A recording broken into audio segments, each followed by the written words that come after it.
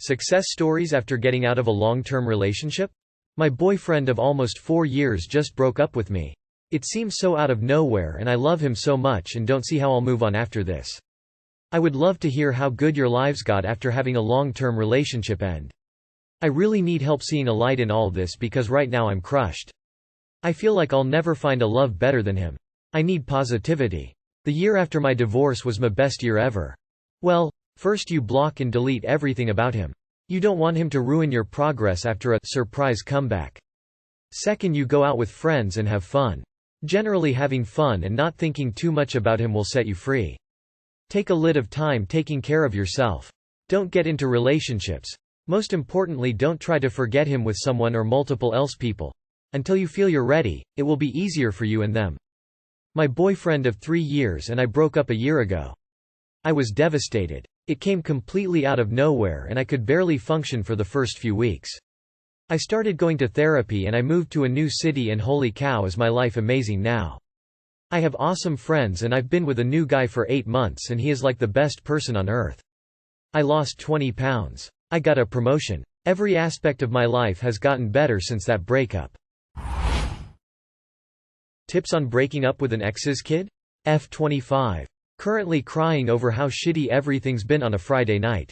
3 weeks ago, my ex dumped me after 6 years together.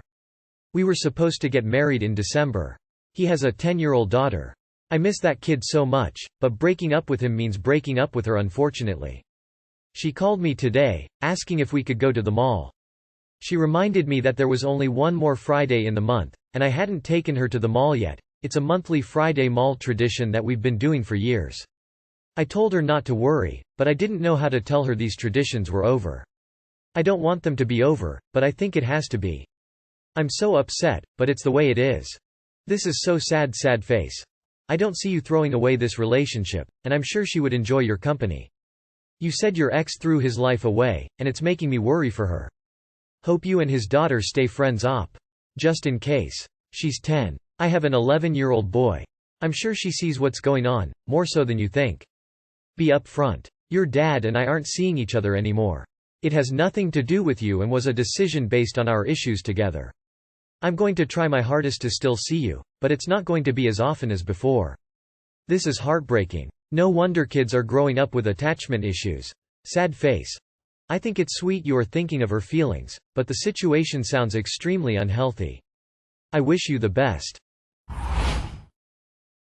I am 20 female, 30 weeks pregnant, but my dad wants me to move out. I 20 female, am currently 30 weeks pregnant, but my father is demanding I move out. For context, I am on the lease and pay 1/3 or rent and bills. I am financially independent, but there is a housing crisis going on in my country and I wouldn't be able to afford the rising rent on my own like I could if the rent was the same as it was before. My mother has been very supportive and doesn't want me to move out, and it's affecting my parents' marriage. When I first found out I was pregnant, I was going to abort, but my father threatened to disown me, so I decided to keep it. Now that I am further along, I've developed a bond with my baby and love him so much and want to keep him, but my dad is pissed with that too. It seems I can't do anything right by my dad. I just don't know what to do or how to fix this. Too long did not read. I am pregnant, but my dad wants me to move out, but there's a housing crisis and he's also pissed that I'm having a baby, even though he said he would disown me if I aborted. Well, unfortunately for him, you're on the lease and you have a legal right to live there.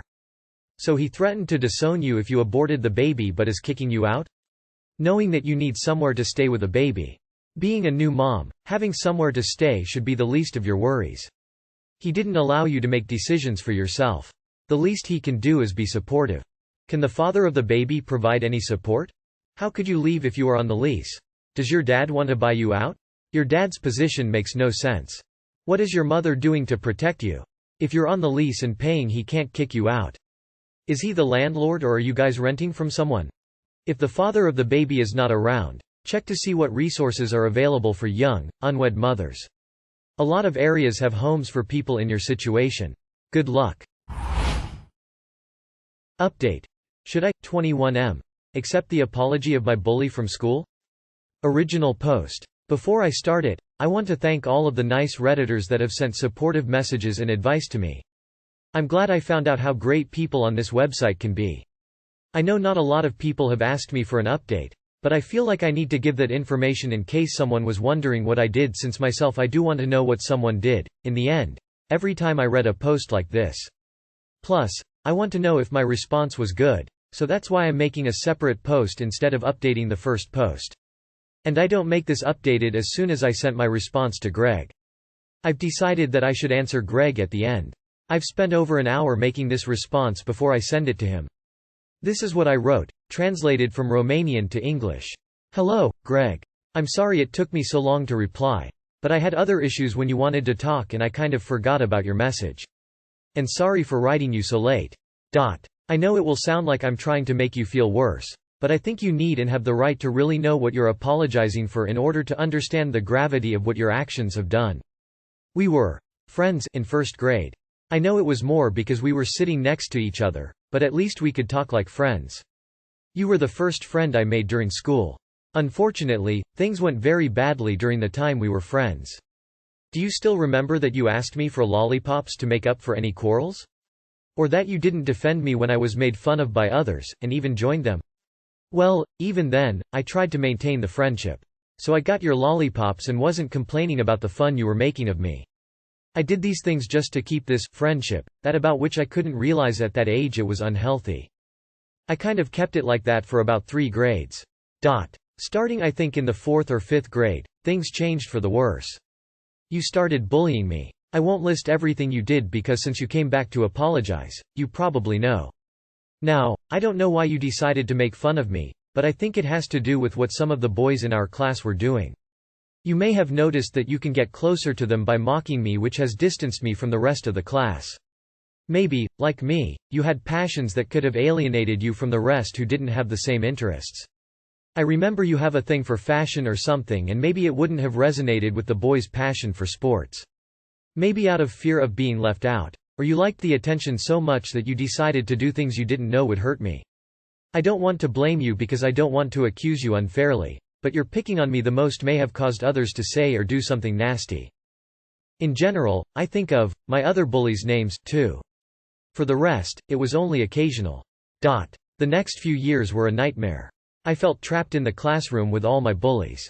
And I really didn't know how to defend myself against anything you guys did, and you had absolutely no qualms about saying how much you hated me even during class. I changed the seat. I complained to the teachers. I tried to hit others a few times. I also had my parents come to the school to talk. All just to get away from it all. But it never stopped. And you thought I was exaggerating because of a joke. All of this had a negative effect on me. To this day, even when I know a joke about me wasn't made with malicious intent, I can't help but feel a little uncomfortable. It's so hard to tell the difference between mockery and a simple joke. I have issues with self-confidence and feel like I can tell what's wrong with me more easily than what's good about me. I am very negative about my own achievements and about many things I do. I still have all these problems today. Now I'm thinking if maybe I did something wrong to make you hate me. However, I have to admit that I didn't care about the years of elementary and middle school. Ending the 8th grade gave me another chance. During this time I made friends and I consider myself a happier person. I've just been indifferent about you and the rest of my bullies for the last few years. I have problems, but I don't hate you anymore. I may have scars, but I don't hurt anymore. I have spent the last 3 days thinking about what I should say to you now. I thought maybe you didn't deserve it because what you did contributed to some problems I'm having. Maybe I'm not satisfied with your message to do it. I was thinking that maybe there is no point in saying anything because this will probably be our last interaction and nothing will change in our lives. Maybe I shouldn't tell you because I don't know how you've changed. But I've realized something. You and I were children. We couldn't tell right from wrong as we do now. We were naive. And as an adult, I cannot judge a child the way I would judge an adult. If I did that, I would be a cold person and unreasonably indifferent to the limits of others. As a result, I am happy to finally tell you that. Greg, I forgive you. I'm going to ask you, if I've made you feel bad, please with all of my heart stop. You have nothing to feel bad about. I didn't stay more than an hour to write all of this to get my revenge on you. As I said earlier, you have a right to know what you're apologizing for. Especially if you want to change something. Now I'm going to ask you not to try to do anything for me to fix something. I believe that at this point we must go our separate ways and I really want to put my past behind me. I think it would be best if we will neither be friends nor enemies. It's best to be just people who happen to have known each other a while ago.